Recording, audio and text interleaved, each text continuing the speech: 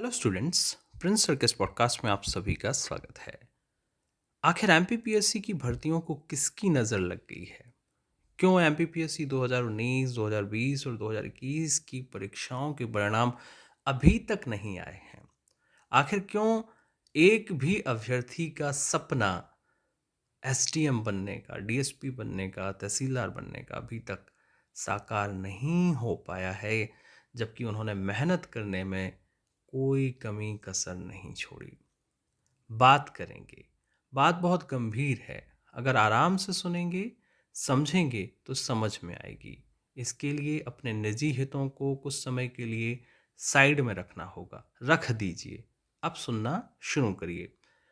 सुनना शुरू करें उससे पहले एक बात और सुन लीजिए कि जीवन में अगर हम हार मान लें तो फिर किसी चीज़ का हल नहीं निकलेगा। कहते हैं कि हार मान लेने से ज़्यादा बेहतर है कि आप अपनी गलती मान लें, क्योंकि गलती मानने से आपके आगे के जो रास्ते हैं, जो अवसर हैं वो खुल जाते हैं और सफलता आपके पास चली आती है। तो एक छोटी सी अर्थपूर्ण बात शायद आप सभी समझ गए होंगे। बात करते हैं कि बात आखिर बिगड़ी क्यों। एमपीपीएससी 2019 की बात है, वहीं से शुरू करते हैं, क्योंकि आज जो हुआ है वो वहीं से शुरू हुआ है। देखिए, 2019 का जो समय जब मेंस करवाया जा रहा था पहली बार, क्योंकि अब तो दूसरी बार फिर तीसरी बार भी आप देख ही रहे हैं, रिजल्ट आ गया है। तो उस समय जो गवर्नमेंट थी, वर्तमान गवर्नमेंट नहीं थी, आप सभी जानते हैं।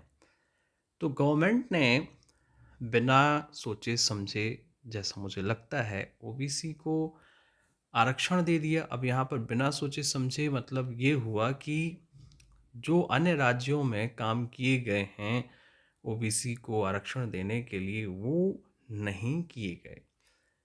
उसी का परिणाम है कि ये जो भर्तियां हैं वो कोर्ट चली गई।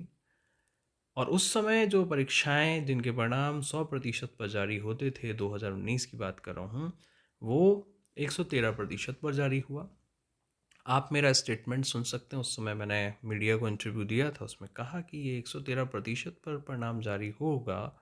तो फिर आगे ये बताइए कि इसका परिणाम तो उलझता जाएगा। बस वही एक बात आप कह सकते हैं कि पढ़े लिखे होने का एक जो सबसे पहला मेरा इंटरव्यू था, उसको आप कह सकते हैं कि वो चीज़ मैंने वहाँ कही थी सबसे पहले कि 113% जो आपने कर दिया है, ये आगे चल के सब कुछ क्या कर देगा, एक तरह से बिगाड़ देगा। वो एक वर्ड था, उसको आप ज़रूर सुनिएगा, पुराना इंटरव्यू पड़ा है। उसके बाद फिर सरकार ने जो नियम थे, नए नियम बना दिए। 2015 के जो नियम थे पुराने, नए नियम बना दिए। उसमें जो ओबीसी एससी एसटी के कैंडिडेट्स थे उनको अनरिजर्व कैटेगरी में जाने से रोक दिया, जो कि नहीं होना चाहिए था, जिसको लेकर आंदोलन खड़ा किया गया। मैंने और एमपीपीएससी के जो हमारे समझदार अभ्यर्थी हैं, जो दिन रात मेहनत करते हैं, जिनको सामान्य ज्ञान, सामान्य अध्ययन का इतना अच्छा नॉलेज है। और मैं एक बात आपसे कह दूं कि एक एमपीपीएससी का अभ्यर्थी जिसने मेंस लिखा है, ये जो यूट्यूबर्स पढ़ाते हैं उनसे लाख गुना अच्छा पढ़ा सकते हैं।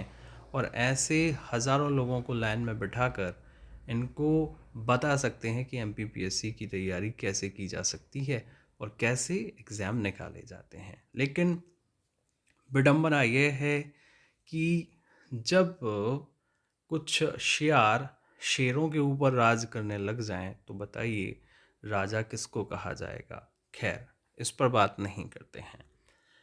तो ये दो चीज़ें हो गई। उस समय मैंने अपने छात्रों, सभी छात्रों के कहने पर आंदोलन खड़ा किया। वीडियोस मौजूद हैं, किसी को कुछ भी कहने सुनने की आवश्यकता नहीं है। 1-1.5 साल के पूरे वो वीडियोस जो चले, 1.5-2 महीने तक संघर्ष वो डला हुआ है, आप देख सकते हैं। किसी से क्या पूछेंगे आप, क्योंकि वो तो यही कहेगा कि सब मैंने किया। तो ये सब चीज़ें हो रही थी। अब मेंस करवा लिया जाता है, आगे चल के उस पर जो है अभ्यर्थियों की जीत होती है, जिन्होंने माननीय न्यायालय की शरण ली थी, फिर सभी का रीमेंस का ऑर्डर आता है, फिर उसके अगेंस्ट फिर जो अभ्यर्थी इससे नाराज़ थे वो कोर्ट जाते हैं, फिर स्पेशल मेंस के लिए ऑर्डर आता है।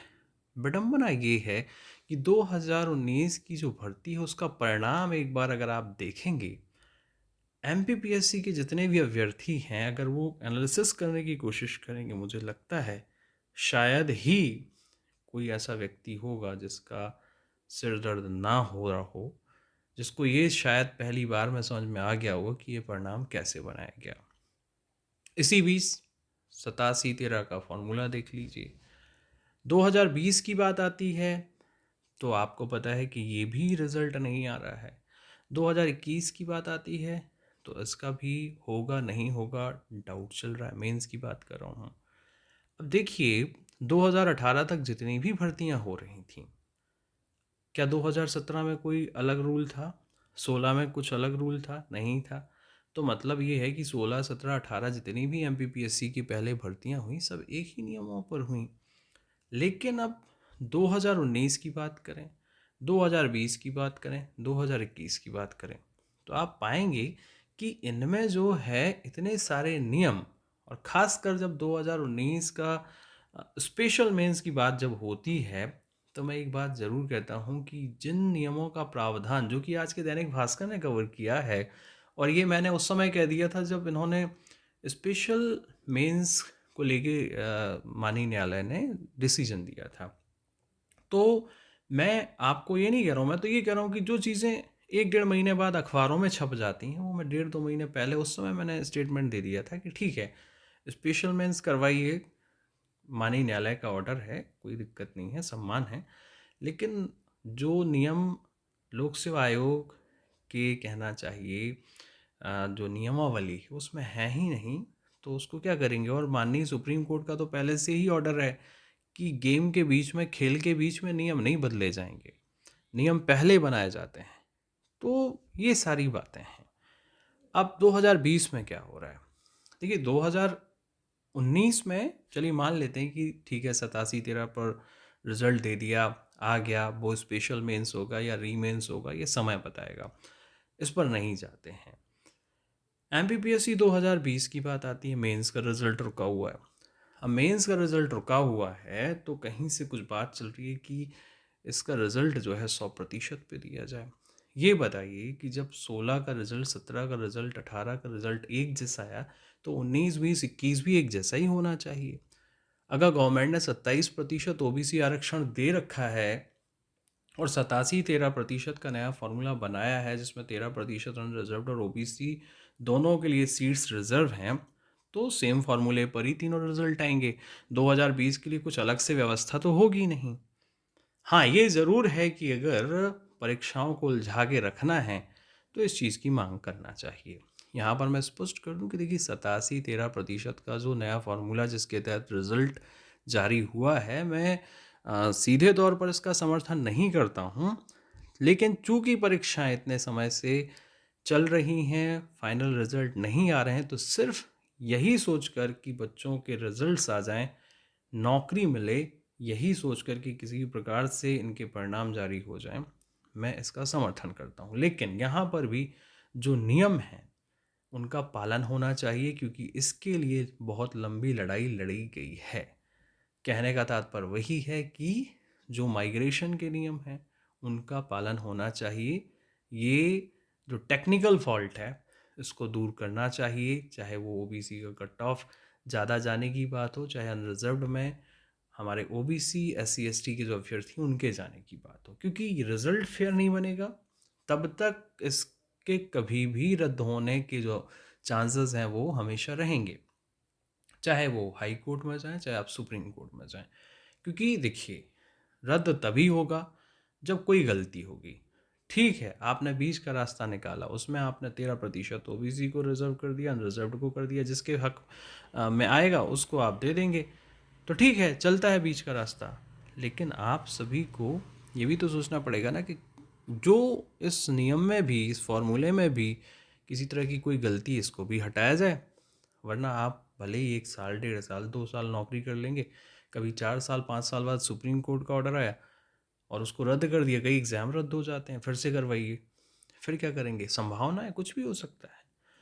तो मैं ये बता रहा हूँ, तो चाहे 2019 हो, 2020 हो, सभी का रिज़ल्ट एक जैसा ही बनना चाहिए। अब ये तय करेगा एमपीपीएससी, संवैधानिक स्वतंत्र निकाय है।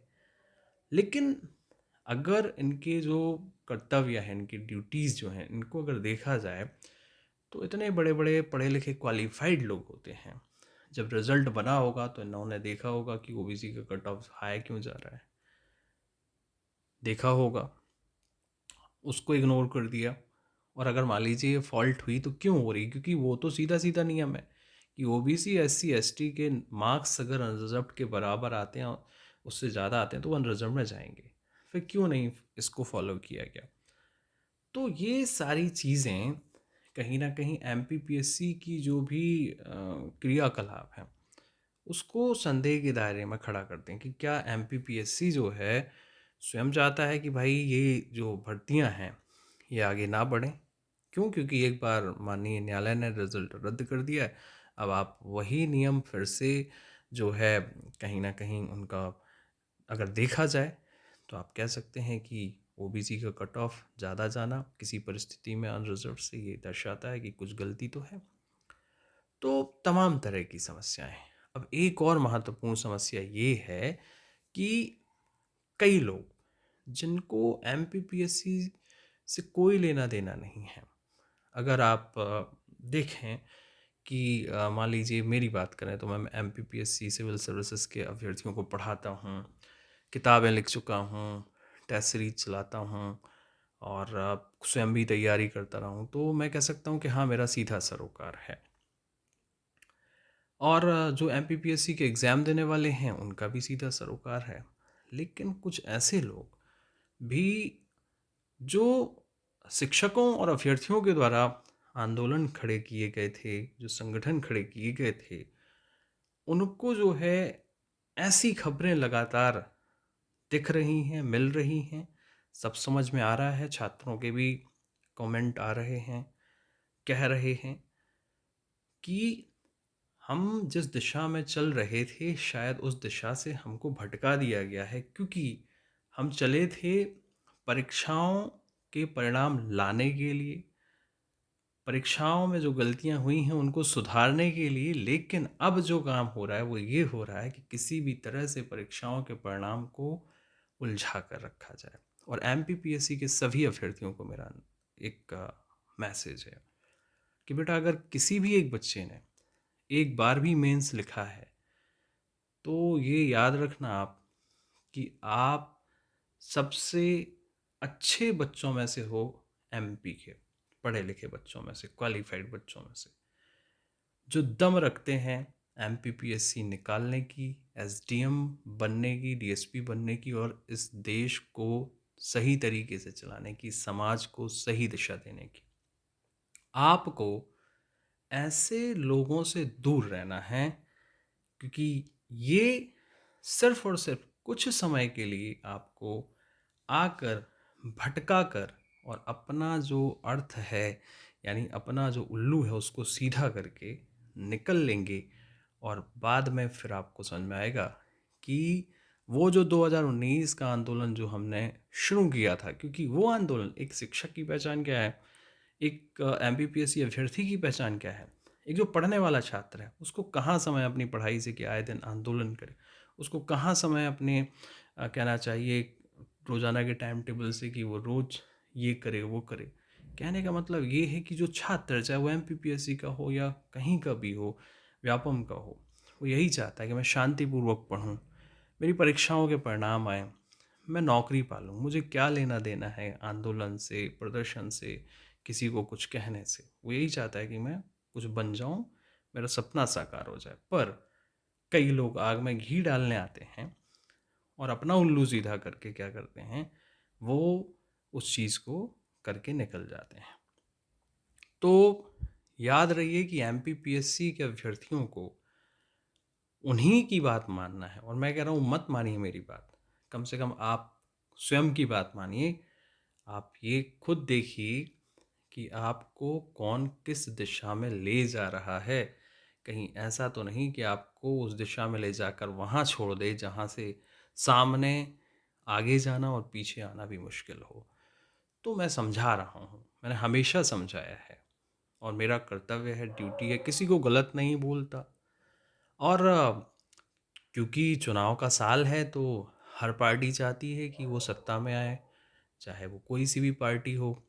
तो हर कोई अपना एक जो एजेंडा है, अपना जो चीज़ें हैं, क्योंकि राजनीति है, राजनीति में तो सत्ता ही सर्वोपरि है, तो सभी चाहते हैं कि हम सत्ता में आएँ, तो ये कोई गलत भी नहीं है। लेकिन एमपीपीएससी का अभ्यर्थी जो इतना होनहार है, पढ़ा लिखा है, जो सब समझता है, वो क्यों जो है इसमें पिस रहा है, भटक रहा है?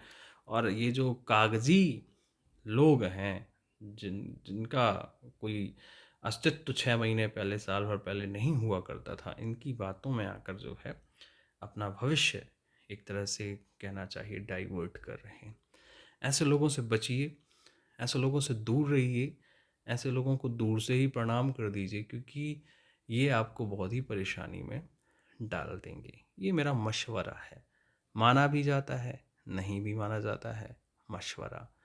क्योंकि वो तो मैं पहले ही कहता हूँ कि देखिए, ज़रूरी नहीं कि उम्र के साथ साथ अक्ल भी बढ़े, इसलिए अपना आईक्यू लेवल चेक करते रहिए।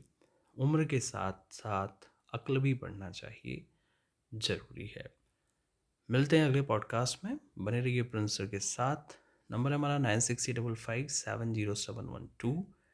ओके स्टूडेंट्स, कम सब्सक्राइबर ज़रूर हैं, लेकिन जितने हैं जेन्युइन हैं, सपोर्टर हैं, और आप कह सकते हैं कि बहुत ही अच्छे तरीके से जो है हम